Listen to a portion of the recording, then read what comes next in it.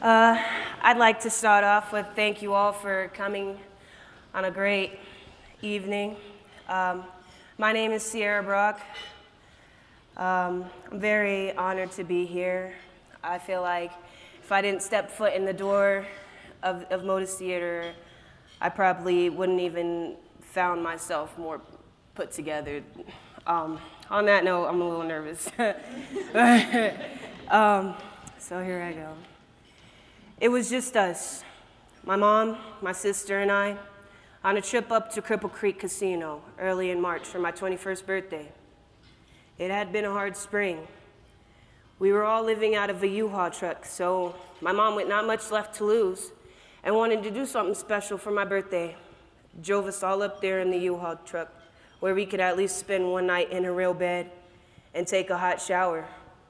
And I could try my luck for the first time gambling with the $40 she scraped up for my birthday. I had never gambled before, but I needed luck and a win. I was having trouble finding a job, and I had a big ticket on me for a broken taillight and driving without insurance.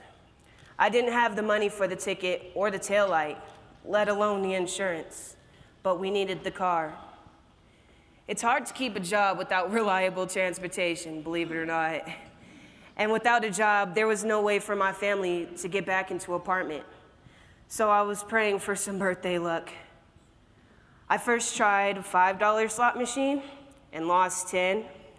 I was like, I'm going to try a dollar machine. Maybe I'd have a better chance of winning on something like the dollar machine. I came up with this rule to only spend $5 on each machine and then press cash and move on. I was losing money quickly, so I switched to the quarter machines, then the nickel machines. Losing mostly as I went, hoping that the next machine would be a little bit luckier. And indeed, I thought it was. I pressed cash, and I was like, oh, well, damn, I just won $62. I didn't even know how the whole winning thing goes. I was trying to read the instructions on the little game box that they have, but I thought, hey, I got $62. I think I did pretty good. So I found a place that you could put the card in and cash out. Then I was going to find my mom and tell her I won. These casino officers came up to me and told me the machine that I was playing on had already had someone else's money on it, and they asked for my ID. I tried to explain to them there wasn't anybody at the machine, that there was no reserves on it, and that was just the next machine I was playing in line. I explained also that was my first time being there. I didn't know how the casino rules go, but they wrote me a ticket for an $800 fine and assigned me a court date near Cripple Creek. I live in El Paso. I later found out that there's a little-known statute in Colorado for fraud, take money not won. That allows all casinos to prosecute gamblers who uses someone else's slot credits, even small amounts like 75 cents, that are abandoned on machines. And I didn't know any of that. By the time my court case was coming up in May, I wasn't sure of the actual court date either. You see, my family was still homeless and living out of a storage unit. Shh, don't tell nobody. But my mom couldn't pay for the storage unit either, so they ended up putting a lock on our unit, and I couldn't get my ticket out. I did know that it was on a Monday, and I thought it was the first Monday, so I waited at the bus stop for a bus going up to the courthouse near the casino, which is called the Rambling Express Gambling Bus. With $200 in my pocket, had $30 for the bus, and the rest to put towards the $800 ticket, hoping to get some of it behind me. That's when they told me that the bus stop don't go up to Cripple Creek on Mondays. And I'm like, well, damn, how am I gonna get up there now?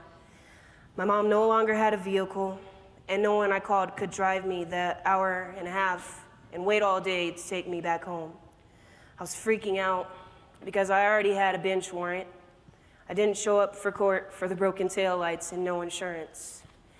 So I'm calling the courthouse, and I'm trying to explain, hey, I tried to get there through the gambling bus, but it doesn't run. Is there any way that I can reset my court date? Ended up that my court date was the following Monday, still on track, but like I said, there was no buses going up on Mondays.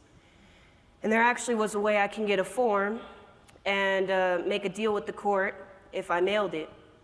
But I didn't have an address. I was homeless, staying with some friends, and it would take 2 weeks to mail. So I never made it to court. I was finally arrested in October. The timing was so terrible because I had just managed to get a job. After looking left and right and left and right and left and right for months. But then by then it was too late. They put me in handcuffs and they put me in a police car for the first time. I was crying. They took me to jail far away from my family, up near a casino for almost 2 months.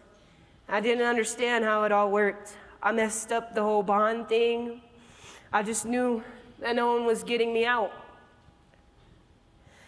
And I knew that while I was sitting in jail, I would lose my job. I knew that my 8-year-old sister would be in a bad position missing me. My mom, she was also locked up in the Springs, El Paso County. So my little sister had been staying with me and my friends. And my friends lived far from her school. So every morning, I managed to walk an hour to make sure she got to school in time every morning. My other sister, she was pregnant and there wasn't no food, so she wasn't able to eat. It was just all a mess, and I was sitting in jail. I was ignorant about the whole situation, but I guess ignorance doesn't count in court. I didn't understand the gambling system, how it worked. I didn't understand the game. And I didn't understand the criminal justice system or the whole bond thing. They say I stole $62, but I didn't know I was stealing from anybody. I didn't even know I was stealing. I thought I had won, but even if ignorance is not innocence, what about what was stolen from me? All the benefits they took from my failure. I had to pay $800 ticket, $75 donation, $50 jail fees, $30 court fees, you name it. I lost my job. I lost part of my sanity sitting in that jail, worrying about my little sister and family.